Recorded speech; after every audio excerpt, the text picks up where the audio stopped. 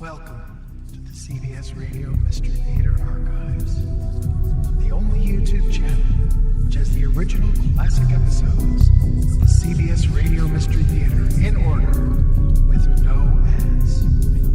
Thank you for listening, and now, enjoy the show.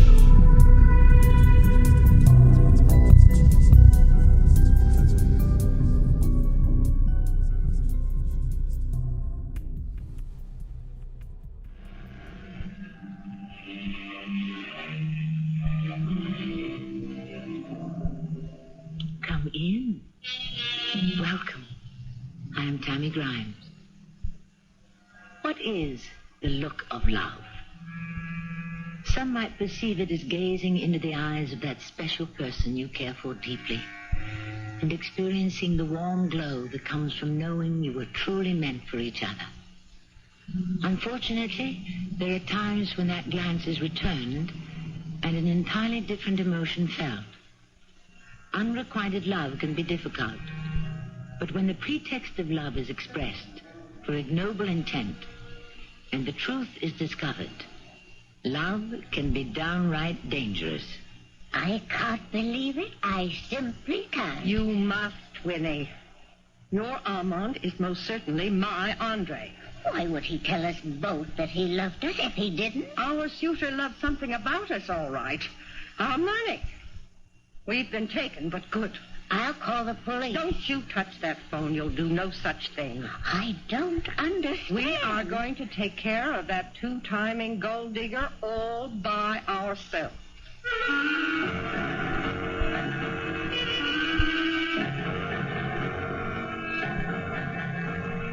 Our mystery drama, Widow Wonderland, was written especially for the Mystery Theater by Steve Lehrman and stars Elspeth and Fred Gwynne. I'll be back shortly with Act One. Our story begins on a bright and cheery morning when Muffy Van Vreeland's mood is anything but. Ordinarily, Muffy is a refined and reserved woman, not prone to outbursts of great emotion. You'll have to pardon her today, for Muffy is flustered, upset, and embarrassed. But, as you will soon learn, she has good reason. The well-to-do widow has summoned police detective Harry Warren to her palatial residence to relate a most unfortunate tale of woe. This is terribly difficult for me, Detective Warren. Just take your time, Mrs. Van Vreeland. Talking about it only makes me feel more like a fool. Exactly what did happen? He seemed so gentle, so nice and considerate. Whoever thought he would turn out to be such a scoundrel? Yes, I'd be interested in knowing the man's name, Mrs. Van Vreeland. It's Mercato. Andrew Mercato. Well, it's possible the name is just an alias. You know that. It wouldn't surprise me one bit if it's a phony just like everything else about him. How did Mr. Mercato make your acquaintance? Well, this may sound like an odd place to strike up a friendship, but we met at the Oak Lawn Cemetery. What brought you out there? It was the first anniversary of my dear Leonard's passing. You've no idea how I missed him. I'm sure it's been very difficult for you. It was an appropriate day to visit, so I drove out there and put some flowers on Leonard's grave. As I started to leave, this man joined me. You mean Mr. Mercato? Yes. He saw that I'd been crying and offered me a handkerchief. Oh, that was kind of him. Did this Mr. Mercato tell you what he was doing at the cemetery? Yes, he was there to pay his respects to his departed wife, Eleanor, I believe. That was quite a coincidence. Yes, quite. We talked as we walked to the parking area. As we were about to go to our respective automobiles, Andre asked me if we might have dinner one evening. And you agreed? Well, Andre was most charming, and I'd been feeling very lonely. You and this Mr. Mercato became close friends, I take it. To the point that when Andre asked for my hand in marriage, I accepted, gladly and gratefully. Do you know Judge Harlan? Just by reputation only. Well, Roscoe Harlan is a longtime family friend. Andre and I agreed that an elaborate ceremony would not be in good taste, so we were to be wed in the judge's chambers. I see. Only Mr. Mikado never showed up. I'm still waiting. I've never been so humiliated in all my life. Yes, well, I'm sorry things didn't work out for you, Mrs. Van Yes, Taylor. so am I. Andre and I had such wonderful plans. I'm really not sure that I'm the person you should be telling all this to, ma'am. Why not? You're a police officer. Yes, well, breach of promise is not a criminal offense. Andre didn't only abscond with my heart, Detective. 10,000 of my dollars are also in his possession at the moment.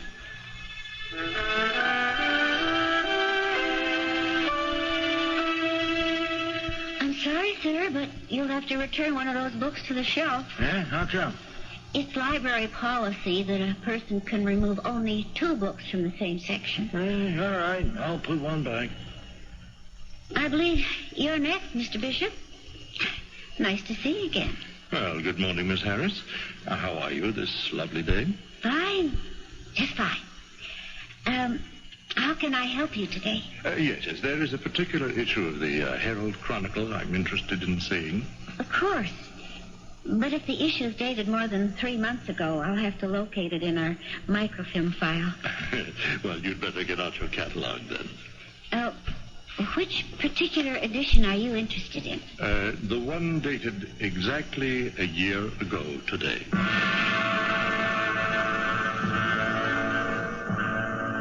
You're all set, Mr. Bishop. I've threaded the microfilm containing the material you wish to read onto the viewer. All you have to do to see each page individually is turn this knob. Oh, but you've done this before, so I'm sure you'll manage just fine. Yes, I'm sure that I will. Thank you. Now, I'll just fast forward this thing to that part of the paper that always brightens my day, the obituaries. Well, here's something. Marcus Croft, president of Croft Enterprises, was laid to rest today after suffering a fatal heart attack. Croft, a self-made man, single-handedly turned a small textile business into one of the largest retail chains in this part of the country. Croft is survived by his wife, Winifred. Burial will take place at the Shady Grove Cemetery. Well, I'm sure it'll be easy enough to find that one.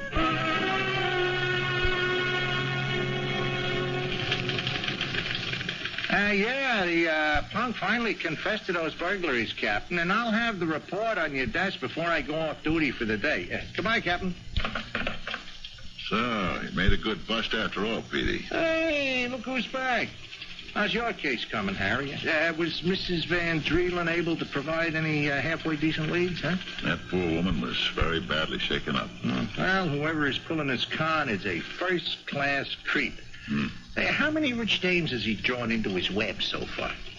Mrs. Van Drielen makes number 4. Now, are you positive it's the same gold digger who's setting all these hearts aflutter? Well, it has to be, Petey. The M.O. is the same in every case, down to the last detail. This dude must be a real charmer. Well, when I get my hands on this Romeo Mercado, or whatever his real name is, it's going to be quite a while before he has another date. Well, he's good for 3 to 5 years on every count. How much do you figure he's taking these women for, huh? About $40,000. Maybe more. Woo. He gets them to write out those checks as easy as if they were making up a grocery list, huh? Woo-hoo, what a racket. Yeah, well, you have to give the guy credit. He does his homework. He always picks women who have been widowed, but not too recently. Ah, so it's a good bet that his marks are ripe to hear a little sweet talk and have someone around to make them feel less lonely, huh? Right. He wines and dines them. And then he pops the big question. What more could they want? Nothing. That's why they fall for a scam. Yeah, and then, when he tells them he's got this big business deal brewing, these ladies have the resources, so they must be only too happy to hand over a chunk of their inheritance. Funny thing, as upset as Mrs. Van Drielen is about being taken, she talks as if she still cares for this clown. Oh, ain't love wonderful? One thing I still can't figure out is how he meets these women so easily. He's just a smoothie. Listen, Petey. He's met each one while they were paying a visit to their husband's grave. A cemetery doesn't sound like the best place to hang around if you want to meet girls. Well, yeah, I'll give you that. Well, if I can figure out how he knows they're going to be there, paying their respects, that might provide me with a link I need to lead me to him. I wish you luck, Harry.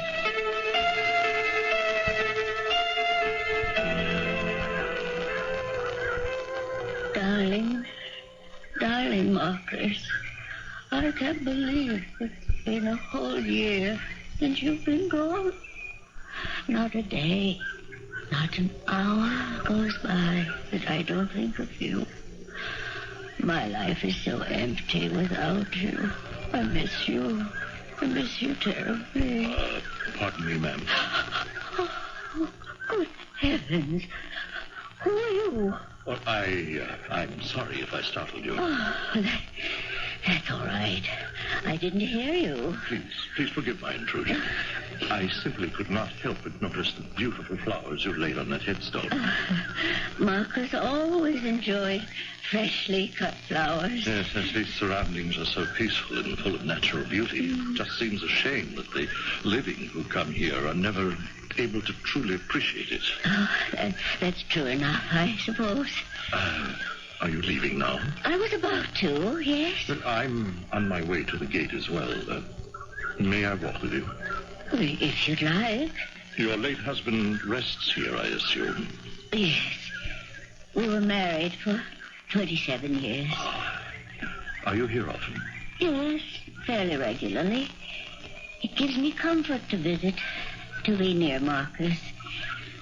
Oh, there's little else in my life now. Yes, well, I too frequently feel the need to be close to my departed wife. My dear Martine reposes in a lovely spot, just beyond that grassy knoll. Oh, you have my deepest sympathy. Yes, thank you. It was a year ago today that I lost her. It seemed only proper that I be here to commemorate this sorrowful anniversary. A year ago today? Now, there's a coincidence. Oh, I'm afraid I don't understand. But today marks the first anniversary of the death of my husband as well. Oh, really? It's unfortunate that we share such sad common ground. Oh, my goodness. Please, how rude of me. I've neglected to introduce myself. I am Armand Grenville. My name is Croft. Winifred Croft. I am most pleased to make your acquaintance, Mrs. Croft. Thank you. You know, I think you're the first person I've spoken with since I've been alone who could truly understand my ordeal. My car is right over there. Thank you for walking me to the gate. Oh, no. It's been my pleasure. And thank you for listening to the ramblings of a rather lonely old man. Oh, you shouldn't think of yourself in that way, Mr. Grenville. Not at all. No, you see, I've not spoken to anyone the way I just did since I lost my Martine. You're very easy to speak to. Well, I hope I've helped you feel a bit better. Yes, you have. Very much so. You're a most charming woman. Why, thank you. Mrs. Croft, I may be totally out of line in making this request, but might you join me for lunch? Lunch? Well, I don't know. My intentions are perfectly honorable, I assure you. Oh, of course they are. At the very least, perhaps we can help each other forget our unhappiness. At least for the time it takes to die. Oh, I don't suppose there could be any harm, Mr. Grenville. I accept your invitation.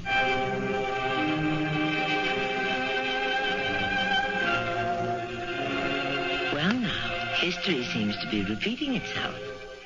Mr. Augustus Bishop, alias Andre Mercato, and now Andre Grenville, has deftly managed to make the acquaintance of yet another wealthy widow.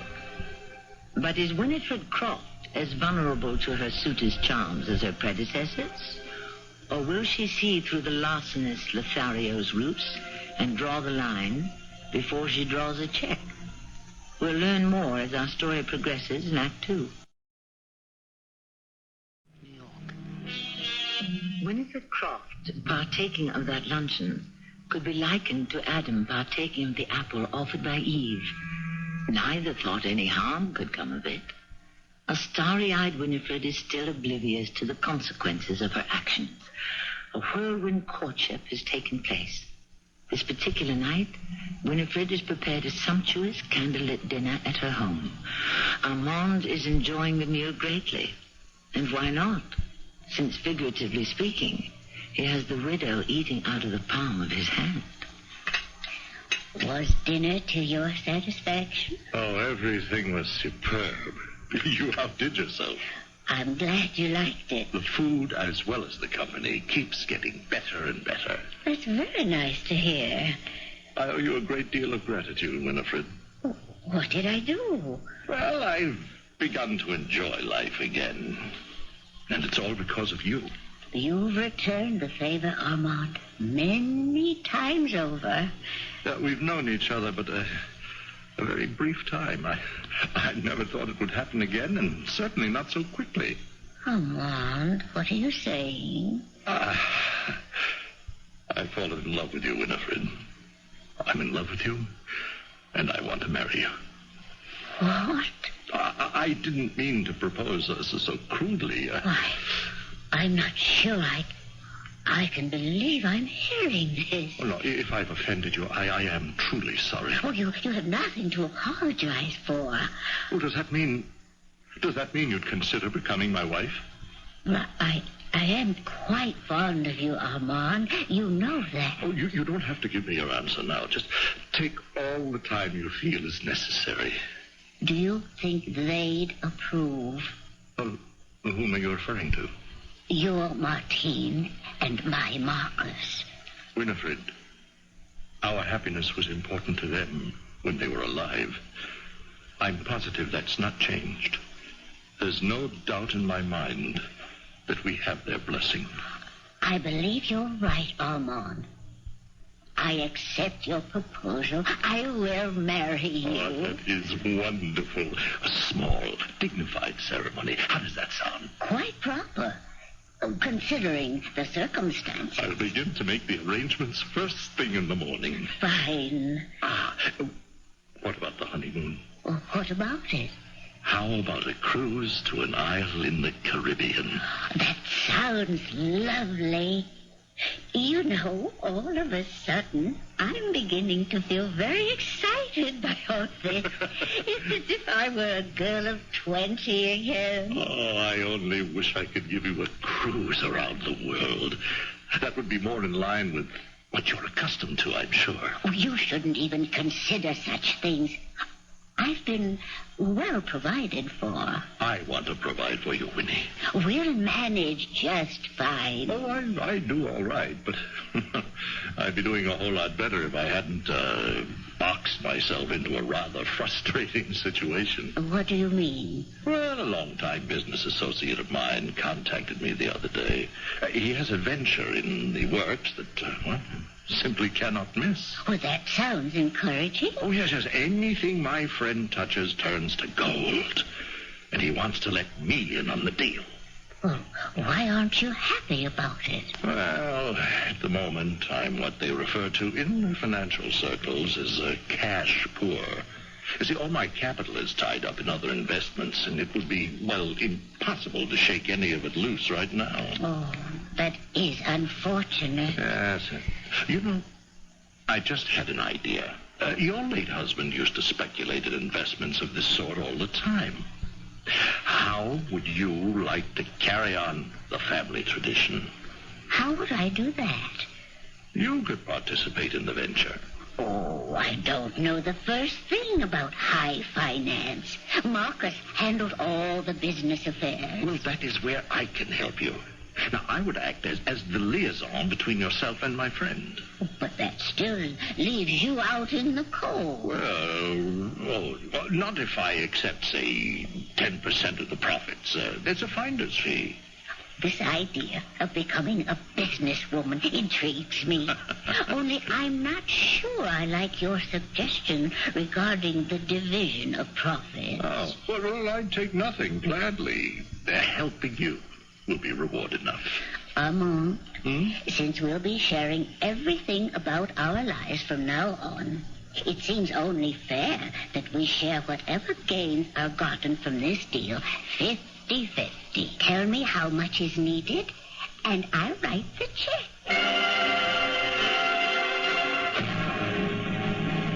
Mrs. Van Drielen, follow-up visits of this sort are routine, but sometimes they can be very productive. I've been of absolutely no help. Well, you're trying, and that's all I can ask. The names you mentioned mean absolutely nothing to me. Should I know these women? Prior to your unfortunate experience, Paula Johnson and Jeanette Reagan were involved with a man we believe was your Mr. Mikado. They were swindled, too. Yeah, that appears to be the case. Perhaps I should get together with these women. We could form some kind of a club. There appears to be absolutely no connection between the three of you. Yet one has to exist. What makes you so sure of that? Well, out of all the women in this area, widowed recently, how did this man know the precise day you would be visiting your husband's grave sites? Oh, that's a good question. I can uncover his source of information. I would be that much closer to apprehending him. Excuse me. Hello? Muffy, is that you? Who's calling? I'm not surprised you don't recognize my voice. It's been ages since we've spoken. This is Winnie Croft from the country club. Oh, Winnie, yes, hello. Could you hold on for just 1 second? Detective, is our business concluded? I would like to take this call. I have no more questions, at least not now.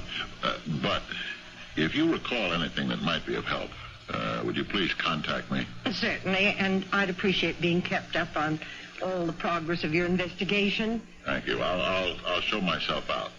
Good night. Well, how are you, Winnie? Couldn't be better, actually. Well, that's nice to hear. I'm sorry we lost touch. I removed myself totally from the country club scene after Leonard died. I did my own disappearing act after I lost Marcus. And to what do I owe the pleasure of this call? I have some wonderful news. I wanted to share it with an old friend. I could use some happy news at this point, Winnie. Are you ready for this? I'm going to remarry. Really? Winnie, I'm very happy for you. Congratulations. It all happened so suddenly. Well, from the sound of your voice, he must be someone very special. Oh, he is, Muffy. I'll bet you've never met anyone like him. I'm intrigued. Tell me all about this knight in shining armor. Well, for starters, you'll never guess where I met him.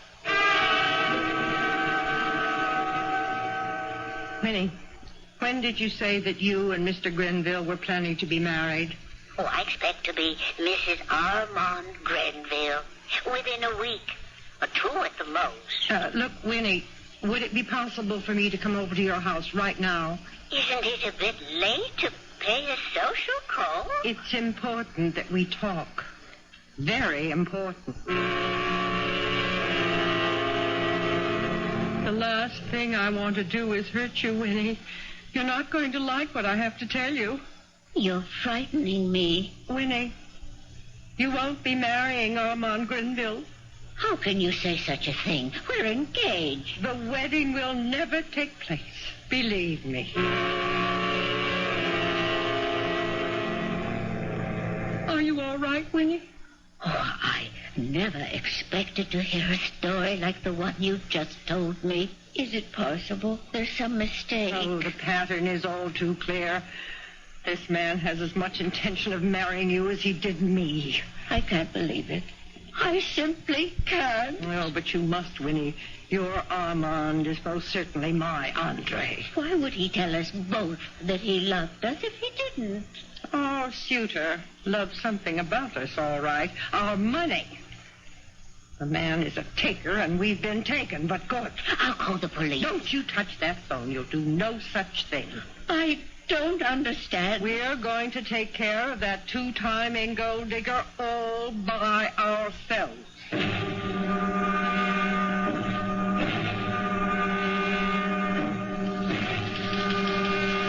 think the captain's going to be too happy about this progress report, Harry. It sounds more like a non-progress report. But I'm doing the best I can, Petey. Well, Mrs. Dreeland and the others haven't given you all that much to go on. I could only figure out where Loverboy planned to strike next. You can't stake out every cemetery, Harry. Well, I hate to sit on my hands. I guess about all I can do is wait for the phone to ring. And who's going to be on the other end of the line, huh? The next intended contributor to Loverboy's health and welfare plan. Before she writes any checks, hopefully. Well, how is that going to happen? I don't know. Maybe the guy will pick up a mark who's not taken in as easily as the others were. Maybe she'll smell the rat and contact us. You're grasping at straws, Harry. Petey, if you have any bright ideas, I'd be more than happy to listen to them. If not, then just as soon you buried your nose in the sports page again. Harry, this is a red letter day. My Hawks have all but clinched the championship. Listen, Petey, you're getting a little ahead of yourself, aren't you?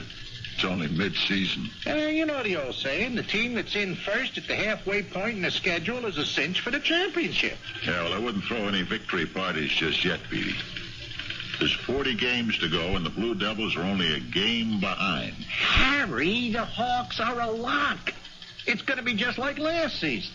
What do you mean, just like last season? Well, a year ago today, the Hawks were in first, and they copped the top spot at the end of the year. It's going to happen again. Petey, you got your facts a little mixed up. This time last year, the Hawks were in a terrible slump. They were in third place, not first. Harry, you're telling the biggest Hawks fan in this town that he doesn't know what he's talking about? We all make mistakes. Well, questioning me about my team is yours. Let's not make a big deal out of nothing, huh, Petey? A sawbuck says I'm right, huh? I'll take you out for a cup of coffee, but that's about it. Yeah, it's a bet. All right. Okay. So, now, how do we find out where the team stood exactly a year ago today? Well, the paper always prints the standings.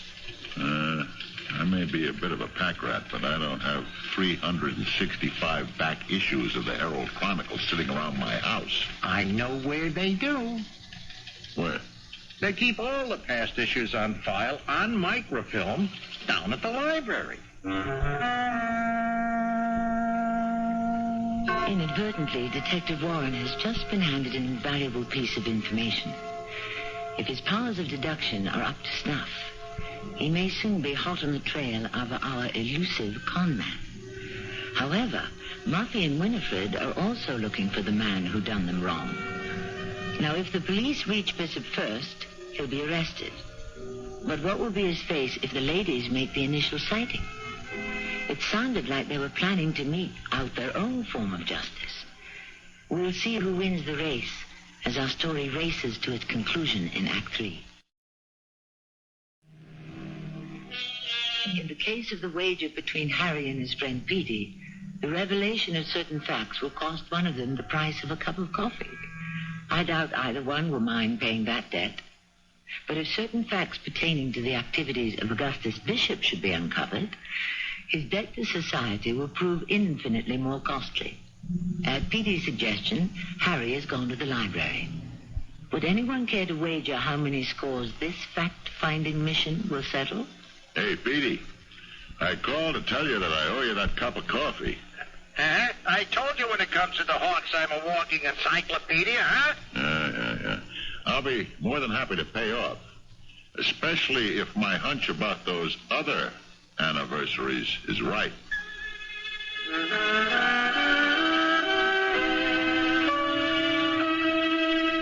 Division headquarters, Sergeant Kelly speaking. It's me again, Petey.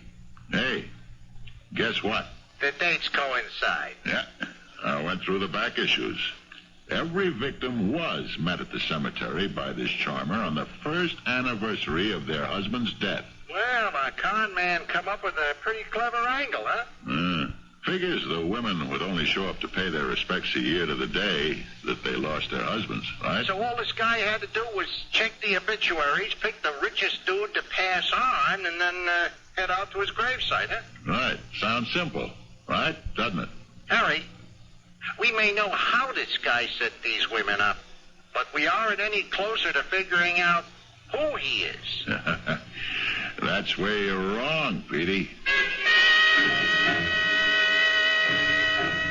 Miss Harris, has anyone else requested the same microfilm material as I just looked at? How would I know that? Well, you're in charge of this section of the library, and... True. But it would be impossible for me to recall every roll of microfilm that's been taken out. Could I see the sign-out book? The dates and names would be recorded in there. Here's my identification and badge. Oh, you're a police officer. Yes, and I'm on duty, Miss Harris. This is highly irregular. I'm sure that you have your rules, but refusing me access to that book is only wasting precious time. Because I can easily get a court order that will force you to let me see it. It's in my office. Have a seat. I'll get it. Thank you. How did this happen? If that detective sees that record book, my next job will be in a prison library. Hello? Oh, thank goodness you're home. Rosie, what's up? The jig is up, Augie.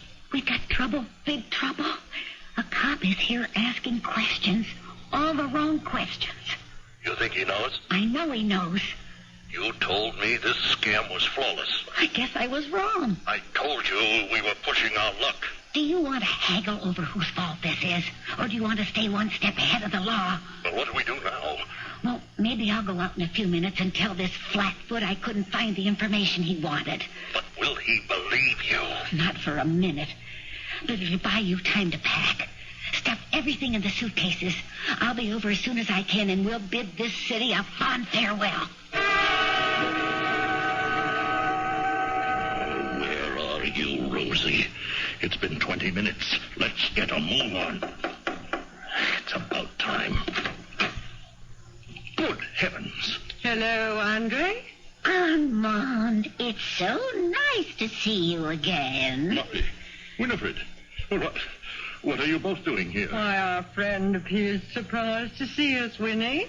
I do hope it's a pleasant surprise, Armand.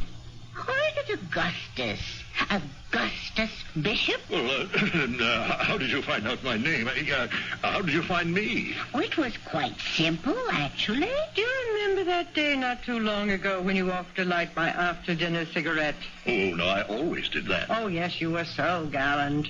Only this particular day, the silver table lighter was out of butane, so you reached into your pocket and took out a pack of matches and completed the task. Yes, get to the point. You left the matches behind. When it became necessary to locate you, we took a chance and paid a visit to the tavern advertised on the cover of that matchbook. It's rather a seedy place.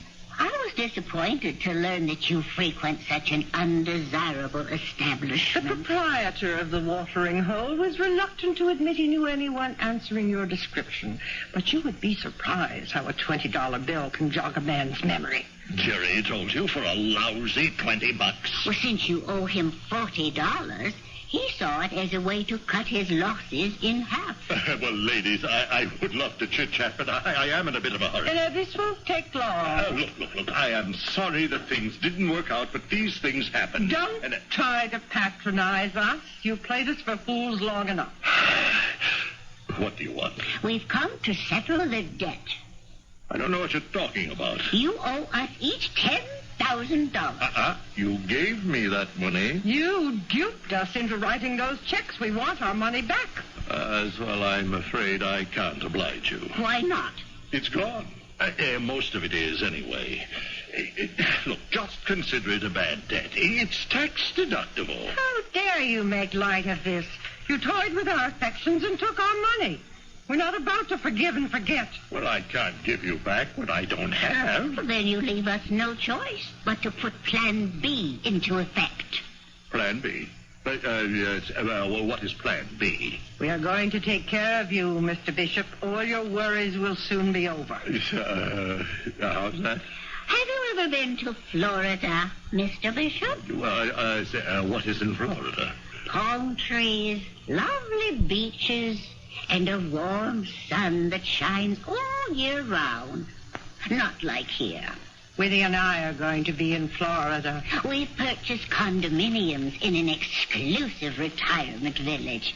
You're coming with us. I am what? We've given this matter a great deal of thought. You are a scoundrel, and you really do belong in jail. But you also have a certain charm about you, one that brought a great deal of pleasure to the lonely lives we were leading. So you'll accompany us to Florida, Mr. Bishop. Once there, you will be in our employ, working off your considerable debt. Well, how am I supposed to do that? You're to be available to us at any given time. Should we go shopping, you'll drive and carry packages. When we go to dinner, you'll order and keep up your end of the conversation. At the pool, you'll make sure we have all the necessary amenities.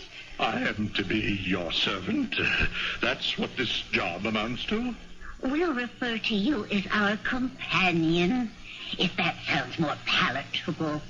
Well, what if I refuse? We may not be the ideal female companionship you're seeking, Mr. Bishop, but your social life will be considerably better in Florida than in the state penitentiary. Oh, no, you wouldn't send me there. You couldn't be that heartless. Unless you agree to our terms, you leave us no alternative but to inform the police of your illicit activities. What you are doing is tantamount to blackmail. We like to think of this arrangement as prepayment for services to be rendered.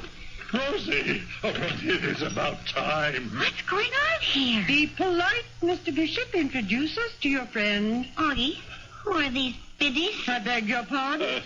Rosie, you have just insulted Winifred Croft and Muffy Van Breelen. How did your little harem find you? Oh, does it matter? What are they doing here? We came to make Mr. Bishop an offer. The ladies want me to go to Florida with them. Why? So I can work off the money I owe them by catering to them hand and foot. Oh, you really cooked up a great scheme, Rosie. You're not going anywhere. Well, if I say no, they'll tell the cops. Augie, you're not considering going with them. What are my choices? Who could that be? It's probably the welcome wagon from the retirement village. Who is it? Detective Warren, Miss Harris. Oh, open the door, Rosie. The more, the merrier. Oh, come in, Detective. Nice to see you again, Detective. Well, hello, Mrs. Van Breelen. I didn't expect to find you here. It appears as if I have crashed a party with a very interesting guest list. I'd like you to meet my friend, Winifred Croft. A pleasure, Detective. Hello, Mrs. Croft. I've not been introduced to this gentleman, but I believe I know him by reputation. Yes, Augustus Bishop at your service, Detective. Mr. Bishop, you wouldn't happen to go by the names Andre Mercado and Armand Grenville when it suits your purposes? Well, they are my twin brothers. People get us confused all the time. You made very good time getting over here, Detective. Well, when you didn't return with that sign-out book, I began to get suspicious. When the head librarian told me you left suddenly with a splitting headache. Oh, I suppose I should have been more subtle. The library provided me with your address. We would have been long gone by now if it wasn't for Augie's fan club. Detective, I'm afraid you've made this trip for nothing. Mrs. Van Breelen, this man did steal your money. Well, Mr. Bishop's past behavior has been rather criminal, but we've just had a lovely talk. He's seen the error of his ways, so much so that he's agreed to make full restitution. Isn't that right, Mr. Bishop? Yes. The matter of those checks was nothing more than an unfortunate misunderstanding. I've appreciated your efforts in my behalf, Detective, but as it turns out, I won't be pressing any charges. But, Mrs. Van Breelen, you can't do that. I can't allow you to. The decision has been made. But this man is a liar and a thief. How can you let him go unpunished? It's the practical solution. Practical. Well, whatever bargain you struck, it cannot be worth it. Detective, you have no further business here, so I suggest you leave and pursue some wanted criminals. Mrs. Van Drielen, I'm not going to let this matter drop simply because... You heard the lady. The matter is settled. Are you really going to let this man go free, Mrs. Van Drielen? It's what I want, Detective. Please respect my wishes. Muffy, I have an idea. One that will ensure that the Detective Warren will close the case and keep it closed. And what is that, Mr. Bishop? Well, if you and Winnie and the others sign a statement attesting to the fact that the money you gave me was for a business transaction, which it is, as it turns out, the police will have no recourse but to consider the matter closed. Well, I would be willing to do that. How about you, Winnie? I don't see why not. Oh, wonderful. Now, take this pad from my desk. Ladies, you're making a very big mistake. Yes. Now, here's the pen. Where did you get this pen? What? How did you come into possession of this pen? Well, I'm not sure. You gave it to me as a gift, I think. I did no such thing. Well, it isn't really important. Now, it's just a pen. Mr. Bishop, how could you? How could I? Why, I gave that pen to my late husband as a gift the first Christmas we spent together as man and wife. Leonard cherished that pen so that he kept it displayed prominently on his desk in his study.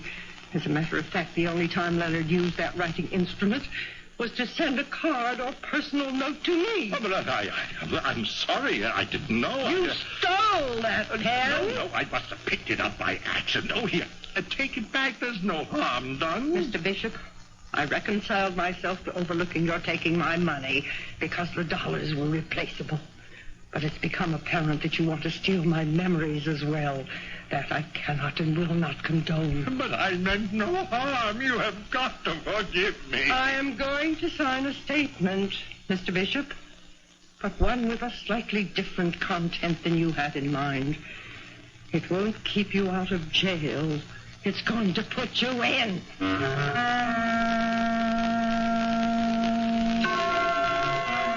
Detective Warren was only too willing to satisfy Mrs. Van Drielen's desire to sign on the dotted line. She made the formal complaint official with a stroke of pen that was worthy of John Hancock himself. In a way, Muffy was signing her own Declaration of Independence.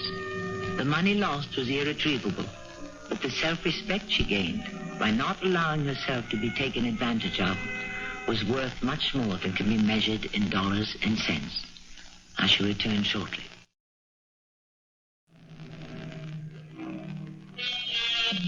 The ability to provide for the needs of another can be a blessing. In Augustus Bishop's case, it turned out to be a curse. Had Augustus selected only one wealthy widow, he would have been well taken care of, and might even found true happiness. Instead, he now sits in a jail cell, contemplating the error of his ways. Personally, I'm not sure if Bishop will think twice about stealing another heart when he sets free, but I'm quite sure it will be a long time before he pilfers another pen. Our cast included Elspeth Eric, Fred Gwynne, Evie Juster, and Earl Hammond. The entire production was under the direction of Hyman Brown. I hope you enjoyed this episode of CBS Radio Mystery Theater. If you've enjoyed this and want to hear more, please subscribe to this channel. You can also visit my other YouTube channel by searching Mr. Brian McCarthy.